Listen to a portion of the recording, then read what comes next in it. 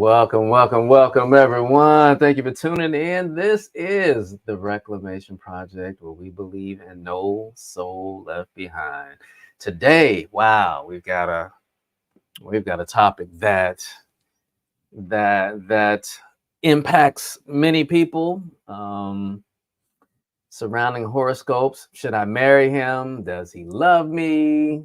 Why don't I fit in? I know it's because I'm Sagittarius.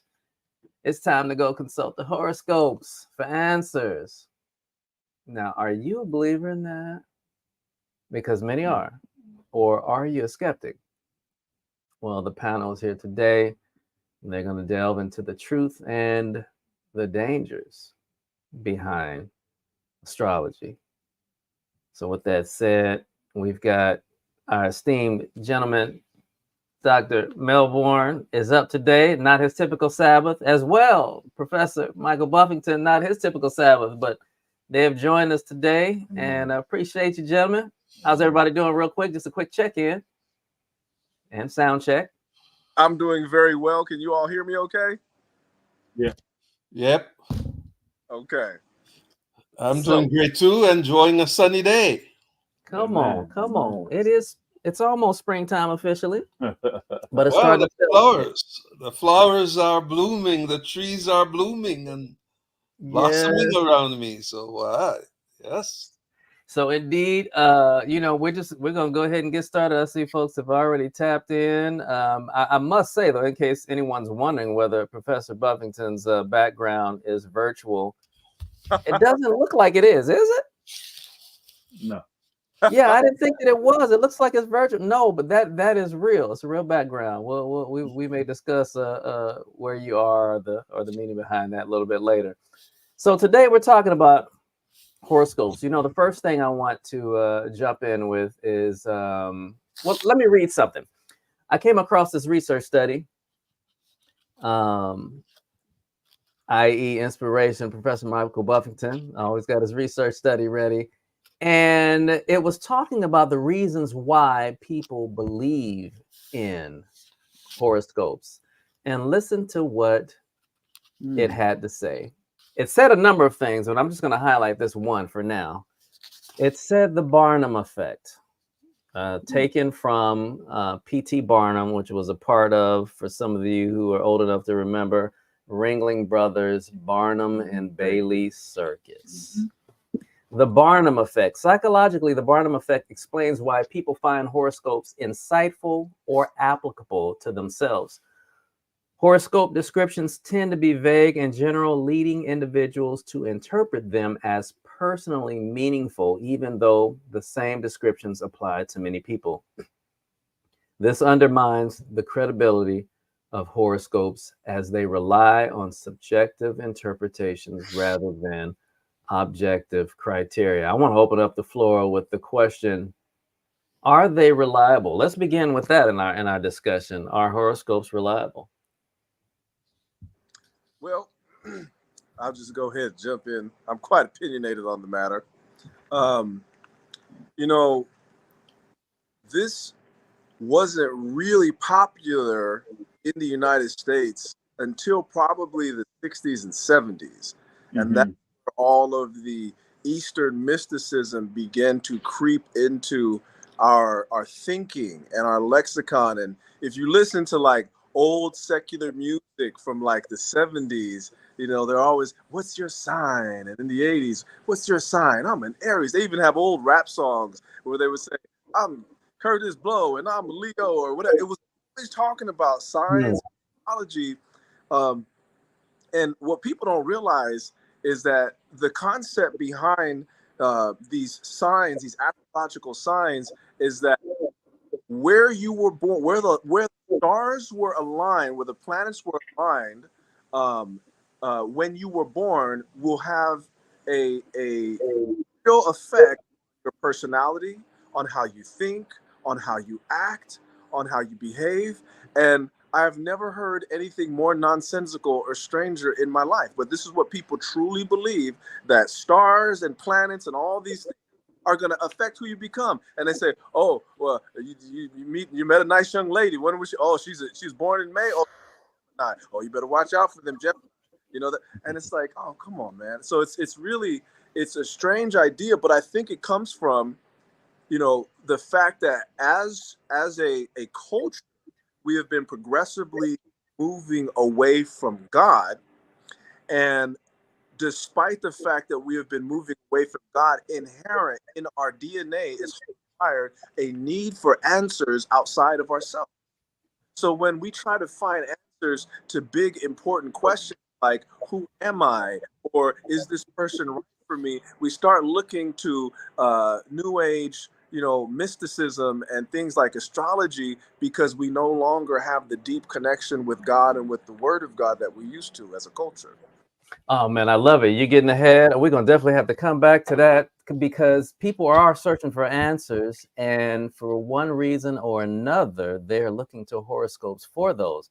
But I want to get the other panelists' thoughts on the reliability. Any thoughts on that? Because we have people who believe it. I mean, we got folks. I'm not gonna name any names that will swear up and down, and they will fight you if you tell them that something isn't true about a Leo or about a Cancer.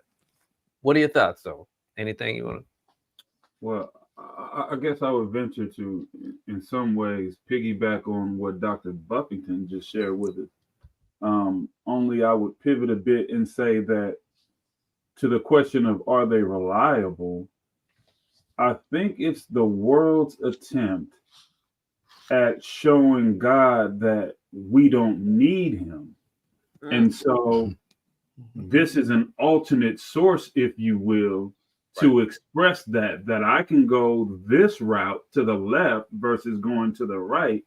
And, you know, so as you were alluding to, Stan, about, you know, folks that will fight you, you know, if you deny the reliability of, you know, the zodiac, the horoscopes, whatever the case may be. This is their attempt at really trying to solidify an alternate source. But, you know, it may be a bit premature. I can only say that I never saw any of the zodiacs get up on the cross and die for my sin. All right. Me neither. Dr. Belvoir, I know you got something for us. Well, I don't think they are reliable. Amen. Because the stars are created. Right? They're created beings, yes, or entities, let's put it that way. And those who are trying to align them and interpret them are created beings as well. So I would believe that the creator would have a more reliable word than creatures. Creatures which don't have life and can't express themselves, right? I never thought about it like that. They are created things, They're created things. but somehow they're able to provide answers. I mean, not just one time, but they're able to provide answers multiple times throughout the lives of people. Man, that just doesn't make sense. Listen to this one additional thing that was talked about in this research study.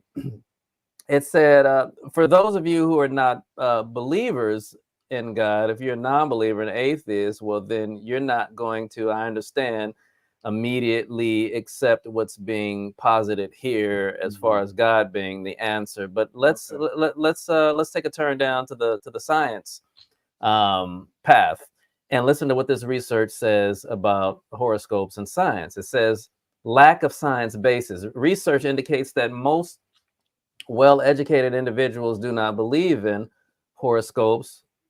Only a small percentage of the people consider horoscopes to be scientific, with the majority perceiving them as not at all scientific. This suggests a lack of empirical evidence supporting the validity of horoscope predictions. So even if you're coming from a non-believing position, horoscopes still lack the substance to be believable. Can I try my Absolutely. hand at that? So you said non-scientific, I mean non biblically based, so to speak, right? I would say if you really examine it, and you have all these folks that do believe in the zodiacs and horoscopes and whatnot, what have you. So if that's your rule of thumb and that's what you're following, and so you look at the relationship or the relationships that you've been involved in, how has that fared for you when you've used this this zodiac, this horoscope as your measuring stick? Right? Do you still experience bad relationships? Have you still ended up with that guy that wasn't quite right for you, or that sister that wasn't quite right for you? And then I look at it the way that I saw fit to approach it, whereas my wife and myself, and I see a situation where I don't only believe, but I know that God ordained this situation to be so, right? The way we complement each other in our thinking, the way we complement each other as a family, right? We've not become two halves of a whole, but two wholes that became one. And that's it just is what it is, right? So again, I would caution one to make the comparison. Like, if you're still experiencing a lack of better judgment, if you will, while dealing with horoscopes, how does that make that situation any better than the situation for those of us that are Bible believers? That would be my question to you. Anybody want to jump in before I have an interesting biblical passage that could do shed some light here. Isaiah 47:13 from the New Living Translation. I find it fascinating. It says, all the advice you receive has made you tired. Where are all your astrologers? And the horoscope is based on astrology, obviously. So where are all your astrologers? Those stargazers who made predictions each month. Let them stand up and save you from what the future holds. And I think that was somewhat in line with what you were saying, Terence. The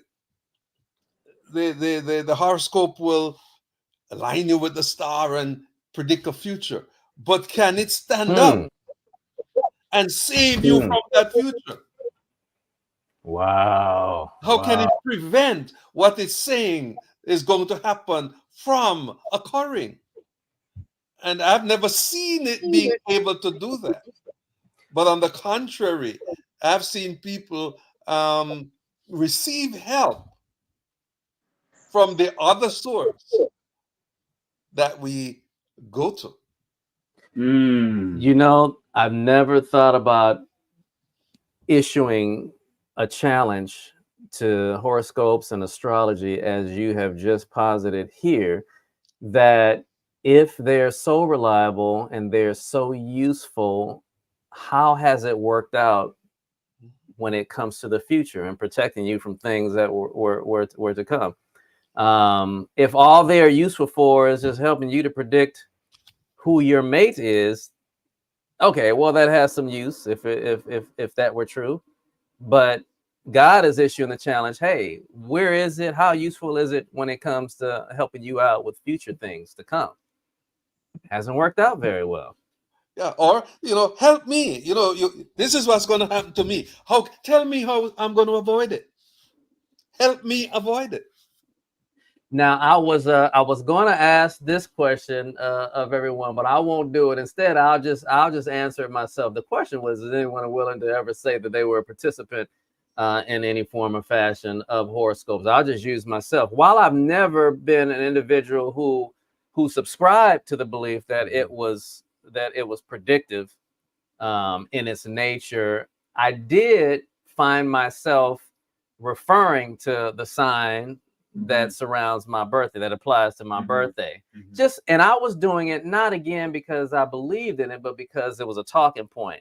But I have to say, as of late, that I have stopped doing that. I'm no longer offering any association whatsoever. I'm not going to even tell you when my birthday is, so anyone can just blurt out or type in a thread that, oh, you're a so-and-so. Nah, I'm not going to do that today. So I've gotten away from even that.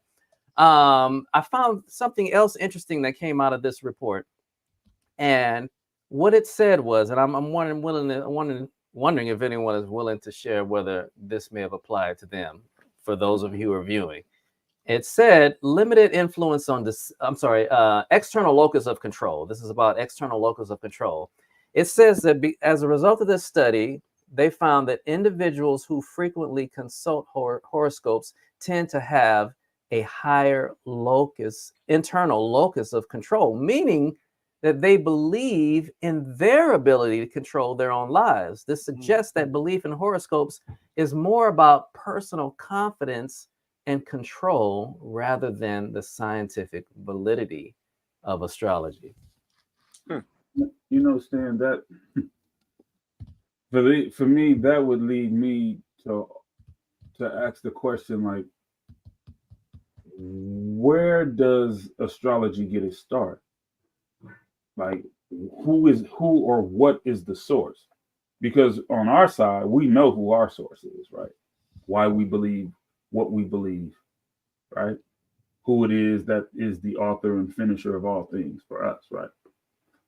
But on that side, who is their supposed author and finisher of all things? Now, when I looked into it, you know, astrology dates back to ancient civilizations such as Egypt or Kemet, Babylon, you know, Mesopotamia, whatnot, what have you, particularly characters like Ptolemy, right? But these nations and these people are just that. They are created, as Dr. Melbourne articulated. And so here you have folks today, fast forwarding now to what is now the 21st century. And I get it. You know, Dr. Buffington shared with us that this really became prevalent here, you know, in the States, particularly during the 60s and then moving forward. But again, these are created beings that came up with this. I don't even know if you could call it a science. It's probably just a study, in my opinion, of, you know, behavioral patterns of, you know, people in certain categories, whatnot, whatever. Even that would be giving it too much credit, right? And so, you know, in saying all that, I'm like, you know, I'm a guy that likes to get down to the nuts and bolts of it all, and I believe that there's a pink elephant in the room that's kind of not being addressed. Who is or what is the true source behind this, for lack of better terms, knowledge, if you will? Hold that thought. We're gonna come to that. You actually getting ahead of me again, but you're reading my mind. But I want to let Professor Buffington. I can see you itching to get in. Was there something you wanted to say? Well, no. Okay, I got something for you. Let me give you something then. If you don't, one more excerpt from this research study. It said this: limited influence on decision making was the area. It said while some individuals may base decisions on horoscope predictions, research suggests that factors like income, advertisements, and personal values also influence behavior. This indicates that horoscopes have a limited impact on decision making, as it turns out, and may not be reliable sources for guidance. So imagine that after this study has been conducted, what they found was that horoscopes themselves weren't the greater influence on the eventual decisions that people were making, but rather advertisements. Where is that? Advertisements, personal values, and income. Yeah. Any thoughts there? Well, I mean, I really think that what you see from horoscopes and astrology and things like that is an attempt of people who aren't connected with the divine source of wisdom to make sense out of their lives, to make sense out of their choices even on a superficial level, when in reality, when you talk to most of these people, how many of them are really, you know, okay, what do I have to do today based on my horoscope? I have to do this. It is income. It is some of the more pragmatic and logical motivators that are dictating what they do and what they think ultimately. But when they talk about things, because they don't have that connection with the divine source of wisdom, I believe that they will default to things like horoscopes, because they're trying to still, I mean, we have this inherent need as human beings to try and make sense out of the craziness that life can be in this world. And so I think that's what it is. But, you know, it's really foolish, especially when it comes to something as serious as choosing a mate, because I would challenge anybody to find me somebody who has been together for 25 years or 30 years or 50 years, and find me one couple that would say, you know, I moment that it worked because he was a Cancer and I was a Sagittarius. Oh my goodness. Signs are compatible. Like, you've never heard anybody say that. I can't say that I have. You can find one, I'll eat my shoe. Oh man, be careful in the world that we live in. Surely somebody in this world might be trying to challenge on that one. But I love it. I love it. I neither have I haven't either. Dr. Melbourne, what you got? Anybody Keep going. All right. So here, let's get to this one. My next question for us here is so now that we've talked about reliability, we can see research studies have been shown. We all have anecdotal experiences here. We all have witnessed it in our lives. You know, the reliability or lack thereof for horoscopes. So I think it's pretty clear, unless anybody who's listening, tuning in, if you have some information that can potentially change our minds, we'd love for you to drop that into the thread. Horoscopes are not reliable. So they're doing it. People, it seems, are using them for other reasons. Just as, again, this research study suggested that at the end of the day, people weren't even using the horoscopes to make certain major decisions. There wasn't a greater influence. Things like income and advertising were. But my next question is, how does God feel about it? Okay, so non-believers, you may just sit back and listen to hear what we have to say at this point. But for those of you who are believers, who are Christian, and you have been perpetuating, or how shall I articulate this? You have been a participant in the horoscope community, yet you are a believer. How does God feel about it? Okay, my answer is going to be a little long, okay? But and it also has to do with the issue of reliability. Okay. There's an interesting text in Exodus 23:19. You shall not cook a kid in its mother's milk. And you're going to ask me now, what does this have to do with this topic? Right? That's the basis of the Jewish kosher laws. But I don't think that's what the text is referring to. Israel was leading Egypt because, led out by God, going into the quote unquote promise. Fix it, Jesus. All right, we got a little freeze here. Dr. Melbourne, we'll give you a minute to come back. In the meantime, okay, there we go. Yeah, it was a practice that was being followed by some of these cultures, in which they would actually cook the kid in his mother's milk and sprinkle it over their crops. What? In a magical way, as a sort of fertility cult, to ensure that their crops would yield. Wow. Are you kidding me? And so what God was saying to Israel then, when you go to the promised land and you see the other nations do that, don't follow them. You will not get increase. You will not know the future by going by a fertility cult or by following these things. Rely on me. I am the one that will give you success. I am the one that will cause your crops to grow. Amen. Now, how does it apply to us? I once sent to an audience, okay, you don't eat meat, right? So this text can be torn out of the scripture for you. It has no relevance to you. And they said yes. And I said, now let me show you the relevance. If God was saying to Israel, don't rely on magic, don't rely on those things, what are the things we rely on now? It's magic. From another way, it is the crystal ball. It's the Ouija board. Yeah. And these things. And so the text now comes to us. Don't put a kid in its mother's milk. Don't go to the creature and try to use the created thing to take the place of the creator. Amen. Rely on God. How does God feel about it? God is insulted. I'd like to say, when his people rely on things rather than on him.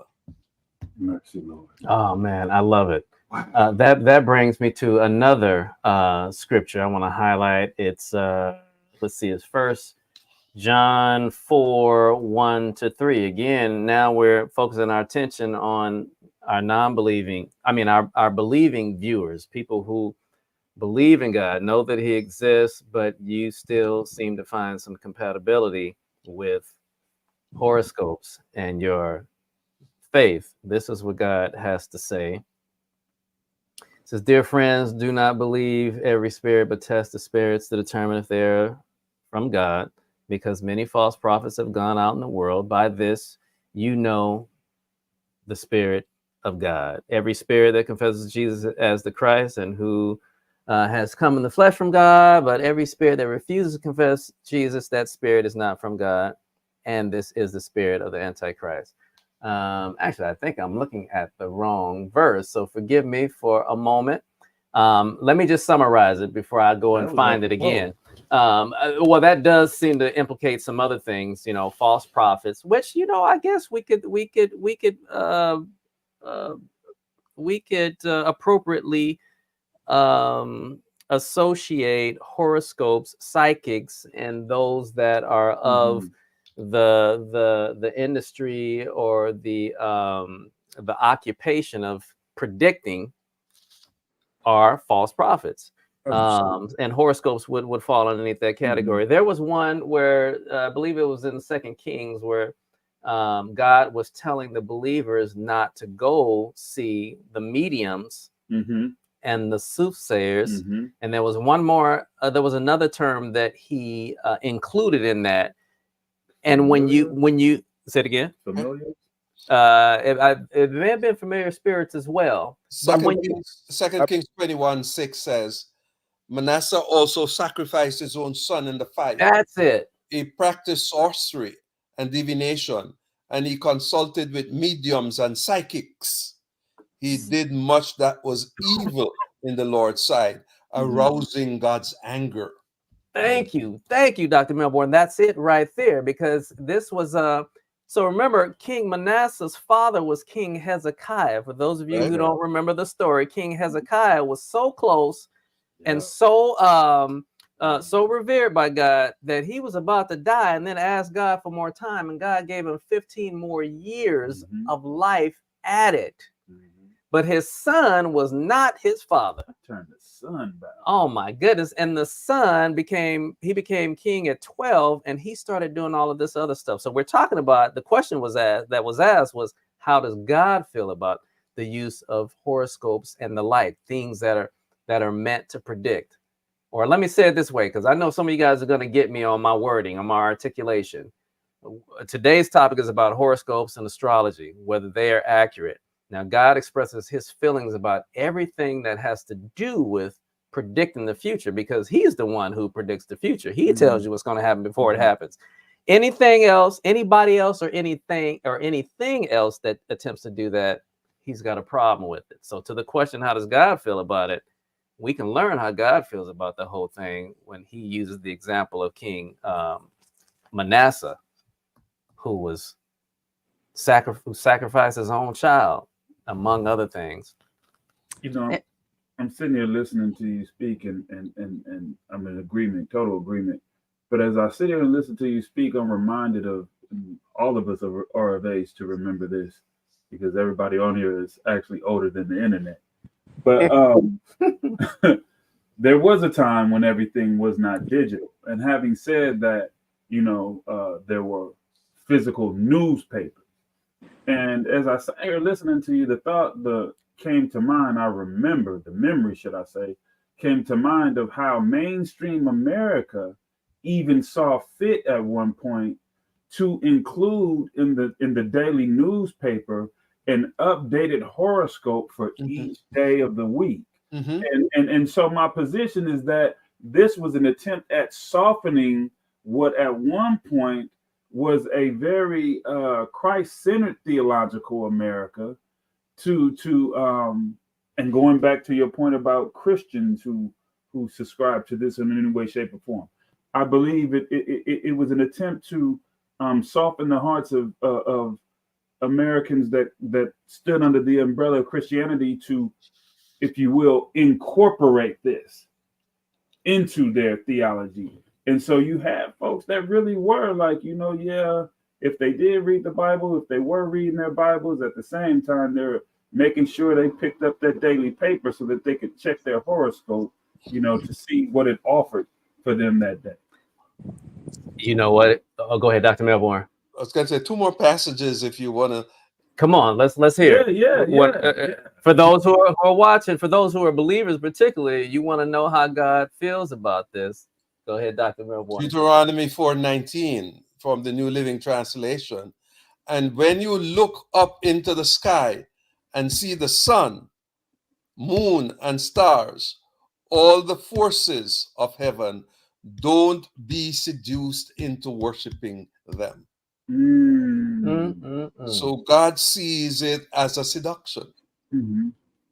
And Deuteronomy 18:10-14, for example, never sacrifice your son or daughter as a burnt offering, and do not let your people practice fortune telling, or use sorcery, or interpret omens, or engage in witchcraft, or cast spells, or function as mediums or psychics, or call forth the spirits of the dead. Anyone who does these things is detestable to the Lord. It is because the other nations have done these detestable things that the Lord your God will drive them out ahead of you. But you must be blameless before the Lord your God. The nations you are about to displace consult sorcerers and fortune tellers, but the Lord your God forbids you to do such things. Dr. Melbourne, is that clear or what? Go ahead. Dr. Melbourne, when you were reading that, it sounded like God was, without really saying it, expressing to us that, listen, you'll be placing yourself on footing that you know not of, just as Adam and Eve did when they partook of that fruit, right? They opened a door that they did not understand, right? And not only did they not understand, but that they were ill-equipped to defend themselves. And so we, in like fashion, when we willfully give ourselves over to this stinking thinking, if you will, that, here's an alternative to the God of all things that are created, that we're willfully opening up these doors that, without God, we're defenseless. I don't know how you got in my head today. You read my mind. That's a great segue into a little video that I want to share with you all today.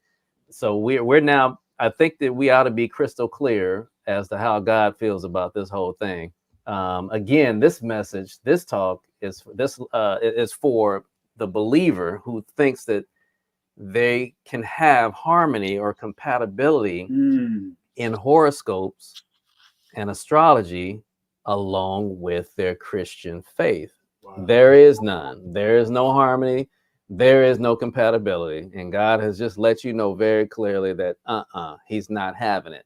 And so today is a new day. You can move forward now. You can put all that away. I'm not gonna make an appeal, but today is a new day. He'll forgive you for that, and let's move forward. But watch this.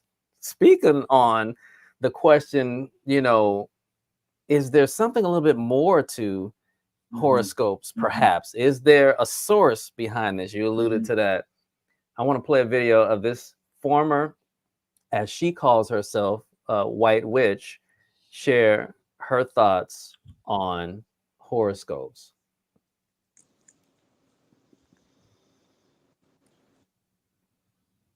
As an ex-white witch who was radically saved by Jesus Christ, let's talk about the truth behind the zodiac sign. Can you guys hear that? I want to make sure Dr. Melbourne, you and Professor can hear it. A little more volume. Okay.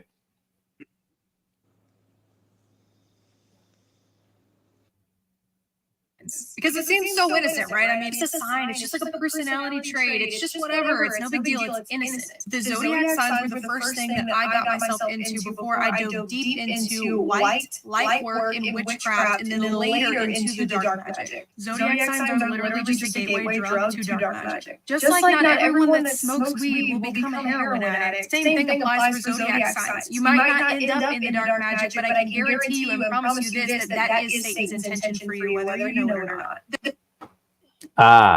So let me stop right there. I won't play the whole video. Did everybody catch what she was saying? I'm sorry, I was a little bit low.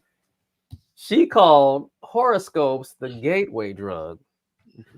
Like weed to stronger drugs, she called that a gateway drug to dark magic and other more involved forms of witchcraft and satanic practices. Are you kidding me? Now, of all the years that I've spent studying the supernatural and Satanism and people who were in that and who came out of it, I did not learn that this was used as a gateway, as the way she just posited it. What are your thoughts here? She seems to be suggesting something. She's on to something. I mean, it makes sense. So to the question, who's behind it? Is there a source behind it? Yeah, she just told us. Well, I mean, if you look at astrology, which horoscopes are based on, astrology is a part of ancient pagan sun worship. And we know that ancient pagan sun worship was set up as an alternative to the worship of the one true God. So, you know, we know the origin of that is Satan himself. And so when you start to dabble in those things, you end up on a very slippery slope that I could see how it could very easily bring somebody down into the depths of practicing actual witchcraft when that wasn't the intention. You just probably thought it was something cute and fun. Oh, look at these. Oh, I'm some of that. Look at horoscopes and you know, that's it's very dangerous. And you know, it reminds me of something that Doug Batchelor, who is a pastor, once said. His mother was she did horoscopes and she was an astrologer, if you will. And she asked her like how she knew all that stuff, and she told him very frankly, she said, I just make it all up. Like it's just all baloney. You know, so there was nothing real to it. It was just something that she would make up, and people were foolish and gullible enough to believe it. Wow, she actually said that. Wow. Actually said talked about it. And you see, there's another dark side. There's another slippery slope. Okay, it's the gateway. All right, and it could lead you to the dark side in terms of more into the occult. But the darker side, it leads you away from God. Indeed. Because it takes your dependence and your reliance away from God and places it in someone else who, in the big scheme of things, is actually trying to rival God, the creature trying to rival the creator, and wants to see how many he can take with him. You know, you would think that would be enough. I mean, I guess I'm wondering for those who are still wrestling with this idea that as we are positing, or I am positing here today, that there's no compatibility between horoscopes and Christian faith, whether or not they're going to continue. Think about this, what Dr. Melbourne just shared is that if in the least what it's doing is moving you away from God rather than drawing you near to him because he's already shared his sentiments about it. He doesn't like it. It's a reminder of a people that he found detestable. And this whole idea of being able to claim a right or a privilege, that being predicting the future, when that's his right. See, this is his thing. He's saying, wait a minute, you're claiming to do this. You can't even really do it. Really, that's just the bottom line. But that's my privilege. But you're like fooling people. He doesn't like it. So now that you know his sentiments, in the least, what's going to happen is that you're going to be pulled away from him. You're not going to be able to draw closer to him. Is that not enough to let horoscopes go? Is my question to my viewers who are Christian or who have a faith, but you think that you're not going to be able to let it go, or that perhaps you still believe that it's okay. I'm not sure. I think. Oh, go ahead, Mike. Sorry, I think Paul said pretty definitively. I believe it's the book of Ephesians, chapter 5. He spoke about not mixing the darkness with the light. And we just learned from this young lady that that it leads to, or she called what she was in, the dark side. That's her title. Well, she said she was a white witch. She said she was a white witch that led to her doing. I thought she. Yes. Oh, okay. So then she got into the astrology part of it, and then that's what ended up taking her over to the dark side before Christ got a hold of her. So white witch, but dark magic or dark side. Exactly. These are her descriptors. Exactly. What is interesting too is that if we let's look at another biblical example, the experience of Saul. When did Saul go to consult the witch or astrology? Oh, that's Saul. Okay. Yeah. 1 Samuel 28 says, after the Samuel Lord answered him not, neither by dreams nor by.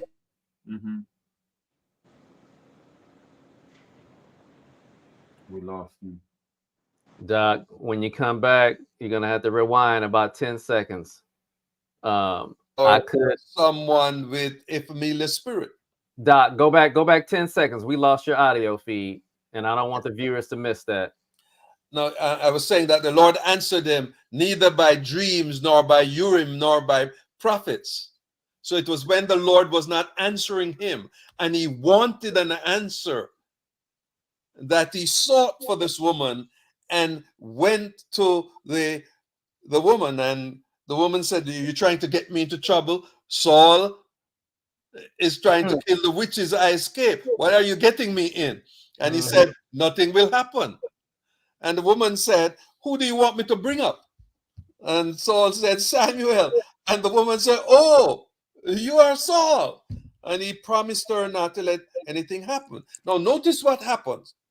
It says that the woman brought someone up. Saul did not see the person. Saul asked the woman, "What does he look like?" All right. And then it says, and Saul, verse 14, and Saul perceived that it was Samuel. Not that he didn't see him and know him, he perceived. And Samuel said, "Why are you disturbing me?"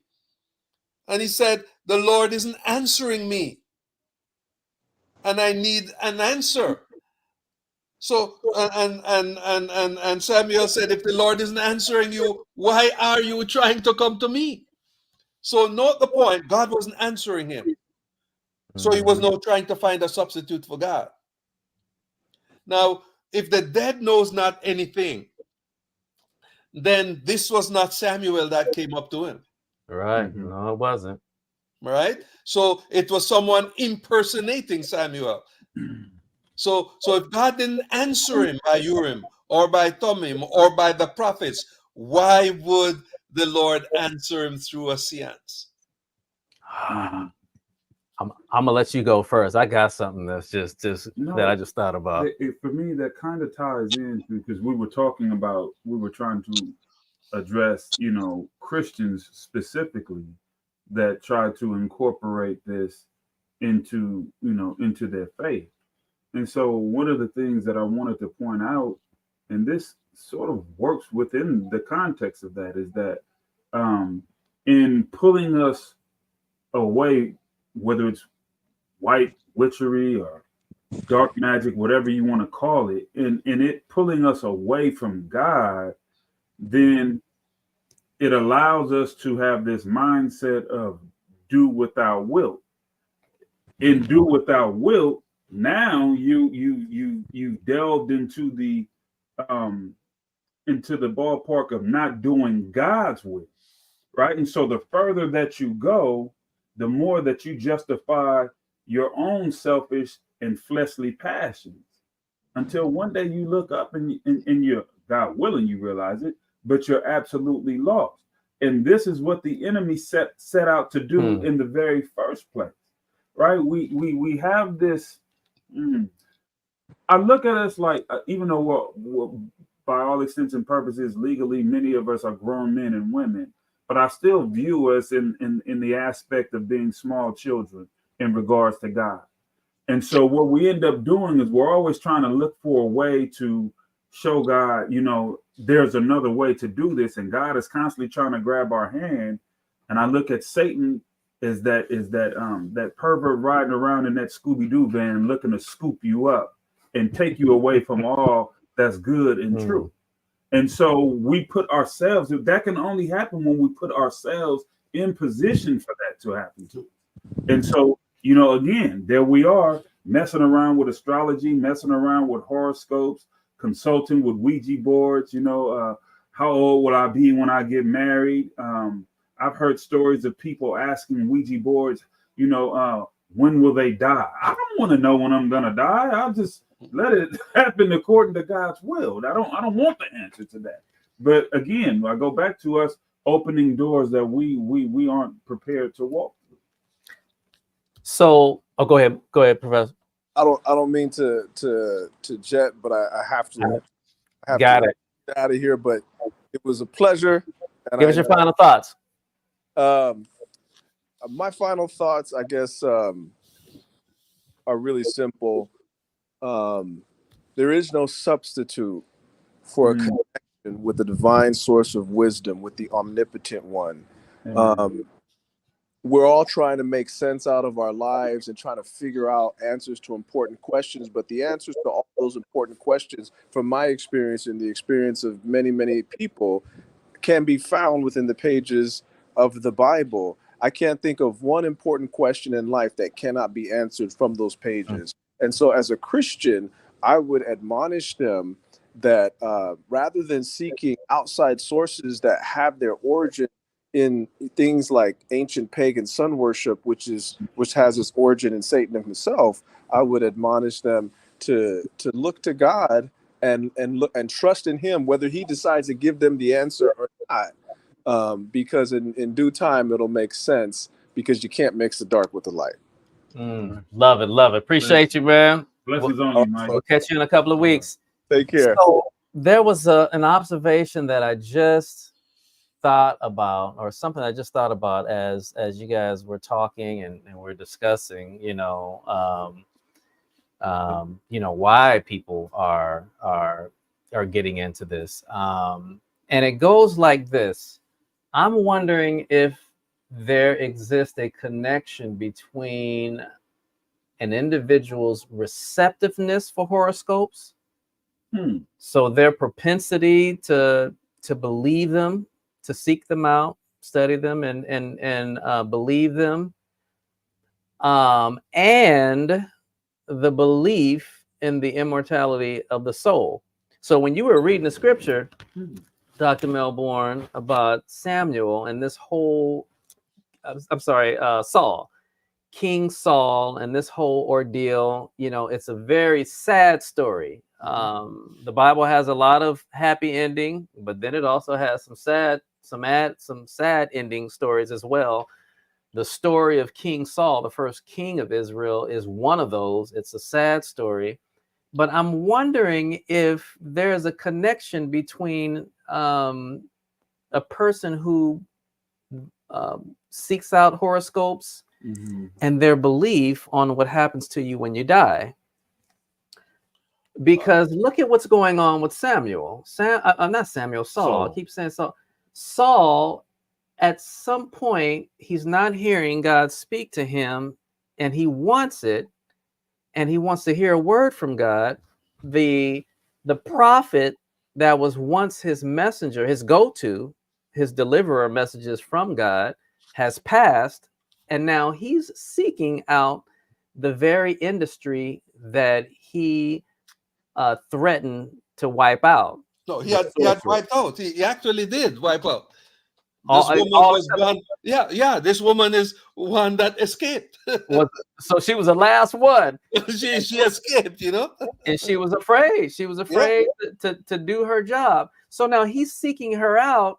But when he asked to speak to Samuel, who's dead, that showed that Saul either never fully understood what happens to you when you die, or he changed his belief. So, but at this point, he thinks that he can talk to Samuel again. That is whether he understood it as such. It is the belief in the immortality of the soul, that when we die, we don't actually die. We just transform into something else, like a spirit or a ghost, or that we go straight to heaven, or that we stay on earth for a while and we act as a guardian angel for our loved ones. We can see that he subscribed to that belief. I'm wondering, I don't know, there's probably not a study that's out there that has sought to see if there's a correlation between this, but I'm just wondering, and I want to get you guys' thoughts. Does it sound like a viable connection between an individual who thinks that when we die, we don't actually die, and one's propensity, or one's receptiveness to believing that horoscopes are true? I'm wondering if there is. I now want to conduct a study and take some polls and see if those who believe in horoscopes also believe that when you die, you go straight to heaven or straight to hell. Stan, I'm gonna approach that from a different position, man. I'm gonna say it's not even a suggestion. This is a fact. I'm gonna say that Satan has been studying our habits since the first two were placed here.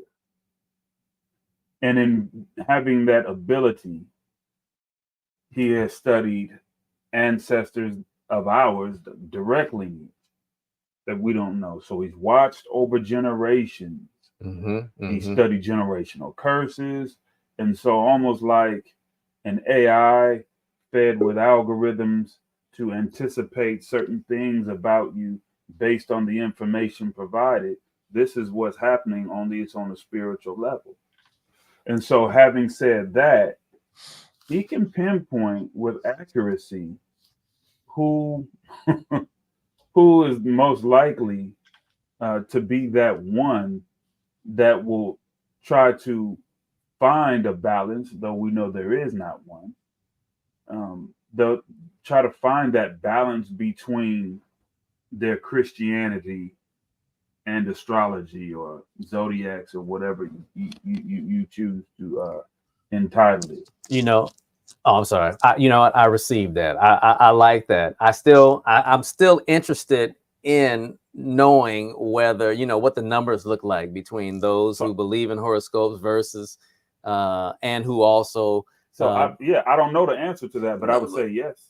I would believe there's a correlation. That there's a correlation, but what you said is certainly apropos. That little d, as we affectionately or unaffectionately refer to the devil here at the Reclamation Project, certainly is an individual. He and his followers who went with him, who got kicked out of heaven, are far more intelligent than we are. They've been studying humans for generations, for centuries, for millennia now.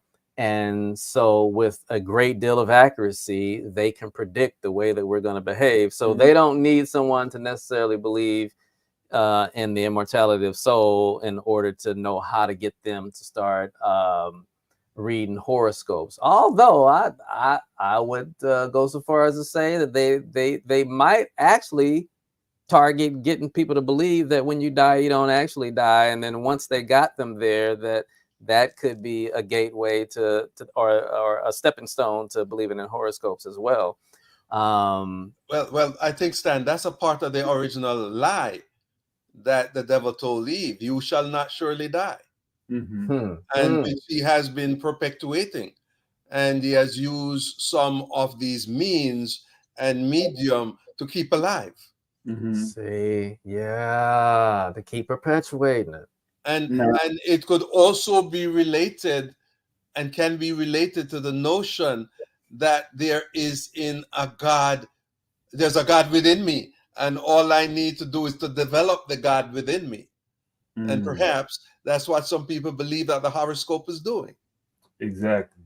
And then listen, in this technological age, it's a bit more scary because now he has greater access to us. Let me explain that. He's targeting, this all starts at the primary stages of our lives, which is why it's so important that parents have greater control and are paying more attention to what it is, if anything at all, that your young person is watching while they're sitting on their laptop, their phone, or just in front of the television.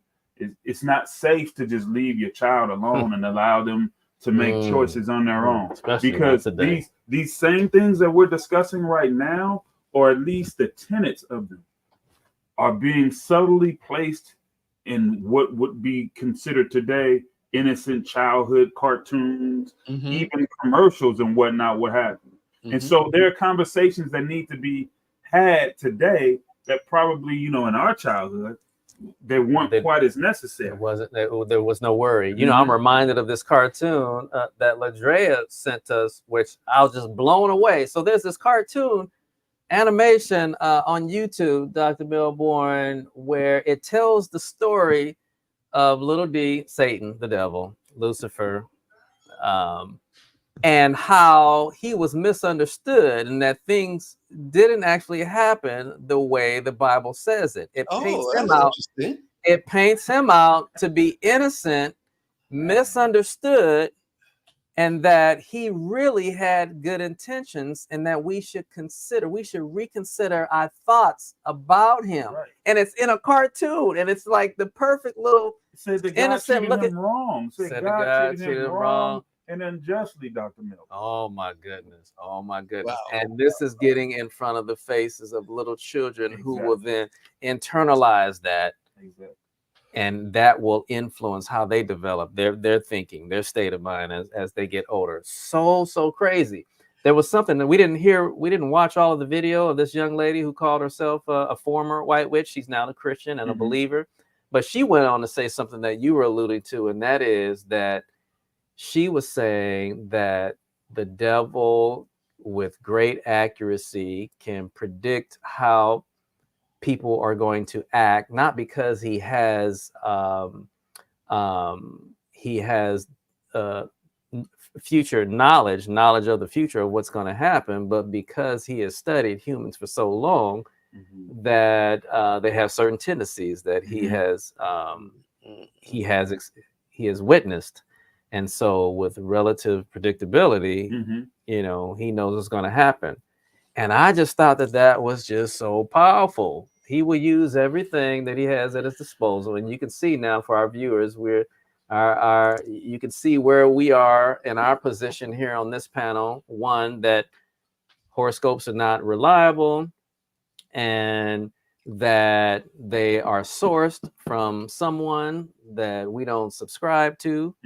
And therefore, we would encourage you not to follow them, not just because they're not accurate and you can't rely upon them, but God doesn't like it either. It's like to call it annoying would be an understatement. That God is beyond annoyed with horoscopes and the like. So we encourage you not to participate in them as well. So there was this question that Taylor asked, and I think we did address it, but we can just answer it again, perhaps. She wants to know, how can Christians reconcile their faith with the popularity of horoscopes and astrology in modern society? Anybody want to sum that up? As we just go around, we can go ahead and give our final thoughts on this with this question, and anything else you want to add as we wrap up? I think for me, I can only speak from my own personal relationship with him. And I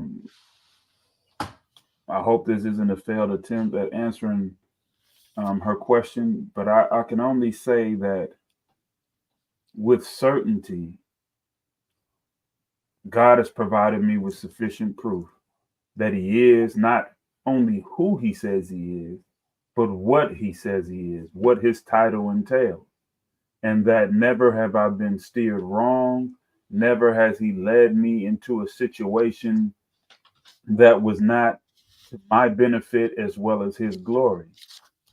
Whereas when I chose to, in another life, and I'm not talking about reincarnation, but in my life before becoming a Christian, when I chose to lean on my own understanding, time and time again, I found myself knocking on death's door.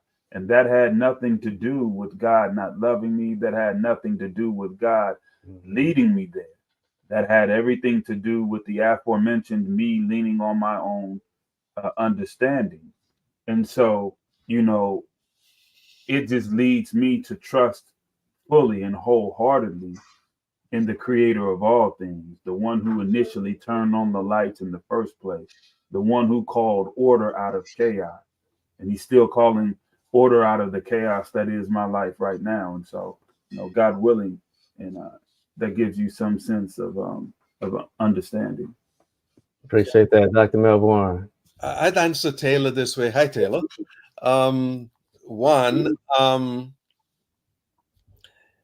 The Bible says, do not follow a multitude to do evil. Mm-hmm. And on Mount Carmel, where there was Elijah Mm-hmm. and the prophets of Baal, it was actually 750 to 800 prophets of Baal against Elijah. Elijah was right, but he was alone. Mm-hmm. And when he stood for God, God stood for him, and the one overcame the 800. Wow. Wow. So I would say to Christians, reconcile your faith, stand for your faith, stand for right, leave the rest to the Lord. He'll take care of it. Amen. And I'll sum up in two passages. The first one is Proverbs 3:5-6. This is my best counsel. Trust in the Lord with all your heart. Yes. Do not lean on your own understanding. Yes. Seek his will, his meaning God's will, in all you do. And God will show you which path to take. My second summary passage is, my second thought is based on the passage Luke 6:12-13, which suggests that before Jesus made any major decision, he spent a whole night in prayer.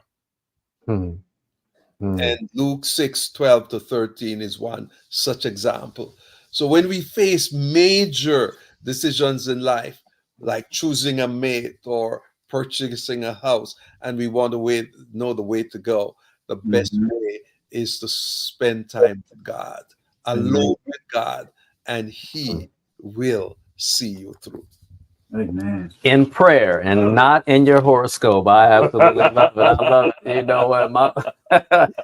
know what? My final thought is this. I mean, even if you're a non-believer and you're watching this and you don't subscribe to the tenets of the Bible, we have discussed early on that based on scientific research, as well as anecdotal empirical data from those who are on this panel today, horoscopes just aren't reliable. So even if you're not a believer, they're just not reliable. They're too vague to be reliable, and they apply to everyone to some degree. That's number one. But especially if you're a believer today, you have heard that God just doesn't he doesn't like it, you guys. He just doesn't like it. So there is no compatibility. You can never have harmony between horoscopes and your walk or your relationship with God. Let me just throw in one more stand. Just come on, give it to me. Fortune cookies. Come on. Ooh. Oh, fortune cookies. That's right. Okay, now watch this. Admittedly, I will say that for a long time, not that I believed that the fortune would come true that was inside the cookie, but I still participated to a degree because I would read it and just, give it some thought like, oh, okay, all right, yeah, no, I don't believe it, but I still was engaged in this. But I will also say that as of late, I eat that cookie and just throw the paper away. I'm definitely eating the cookie because I love the taste here. And in the Bay Area, I understand that was the birth of the fortune cookie in San Francisco. I'm just showing how subtle the devil is, It looks like Sharon knows something about the history of the fortune cookie being here in the Bay Area in San Francisco. But as far as that fortune, I just take the piece of paper and practice my shot. My basketball shot. So yes, so to the believers, no compatibility. It's not, and God is not pleased, and you're going to drive a wedge between you and him rather than draw closer to him, and that's not what you want. So let today be a new day. Allow today to be a new day. We can start fresh and put horoscopes behind you. With that said, gentlemen, I appreciate you today. It's been good. We look forward to having seeing you guys back again in a month. Every month on the third Sabbath, we have a panel on some discussion that we hope is fruitful, valuable to your lives. But with that said, we hope you have a good rest of your day or evening, depending on where you are in the world. And Godspeed. Amen. All right. And if I can just be a little bit faster on my trigger. Here we go.